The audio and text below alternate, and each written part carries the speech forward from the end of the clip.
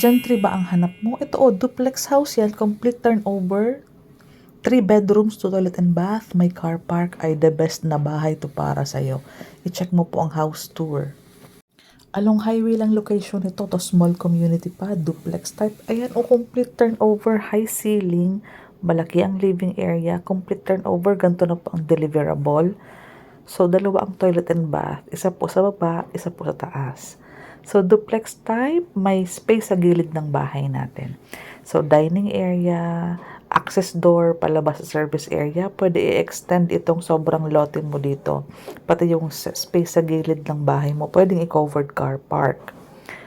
Ito po ang ating kitchen area. So, check natin yung second floor. High ceiling po yung ating ground floor. So, malalaki ang hakbang ng ating hagdanan. So, ayan, may bintana, ay ito pa CR. Ito naman yung isang master's bedroom, isa pang room. Standard size yung mga rooms natin. Napakaganda na napakasya nila to sa second floor. Tingnan mo po, master's bedroom, malaki. Toilet and bath, malaki din po. Ayan full toilet and bath ang sukat and may space pa dito sa side na to.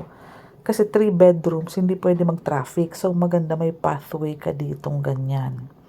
Ayan yung space, Ito naman yung isang room, dalawa ang bintana. Complete turnover na. So, titirhan na lang po ito. Maaliwalas, maliwanag, magaganda yung mga bintana. Malalaki, high ceiling pa po itong sa may side ng hagdanan. So, yung liwanag, yung aliwalas ng buong bahay kapag duplex house, madami po kasing bintana, even our kitchen area, yung CR natin, yung gilid ng bahay, covered car park. I-extend mo pa yung gilid kasi open po ang sa side ng car park mo. Small community, so the best na bahay po ito para sa iyo. Kung naghanap pa ng gentry, malapit sa mga major establishment, near highway pa po ito.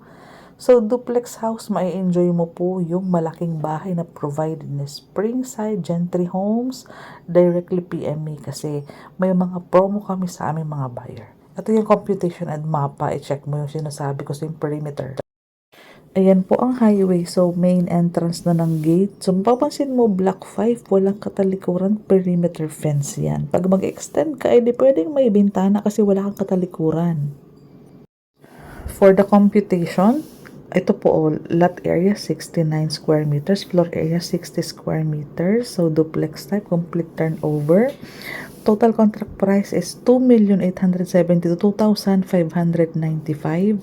Ang down payment natin na 718, ililess mo po ang 15,000 at reservation fee. So, ang net equity mo po is 703,148. Ngayon po, divide 18 months, magkakaroon po ng 38,000 na monthly equity. 18 months po. Ngayon po, kung gusto mong mabawasan ang 39,000 equity per month, yung 703,000, pwede mo pong bawasan. Halimbawa, say for instance, mag-advance payment ka for your equity ng 300,000. So, you will have remaining 400,000, i-divide natin sa 18 months, so bababa siya. Para magaan yung equity mo sa may mga savings. Dahil nga po, preferred mo yung location, yung duplex, yung complete 3 bedrooms, 2 CR with car park, small community. Pwede po yun pag may savings. Pero kung wala, at gusto mo talaga to 18 months, 39,000 down payment. Yung loanable sa pag-ibig is around 2,154,446. Sa 30 years po, 16,310 ka na lang po. Salary required, 46,000. Pag-ibig pwede combined. So, ganyan po siya kaganda. Kung medyo naging issue natin talaga is yung equity, pwede talaga po mag-down or pwede mag-advance payment. Pwede po yun. Maliit po talaga ang loanable pag under pag-ibig, kaya syempre po lalaki po yung sa equity term natin since complete turnover po kasi ang bahay and duplex and maganda location. Directly PM me, Cindy Bernal Hapil, itong FB ko. Ang link po niyan is nilagay ko sa description box sa comment section para mabilis nyo po akong mahanap. I-click lang po yung link, mapupunta na po kayo sa messenger ko. May ino-offer po tayong promo para sa ating mga buyer. Maraming salamat po and thank you for subscribing and pag may mga referral po kayo, pwede niyo po akong i-PM.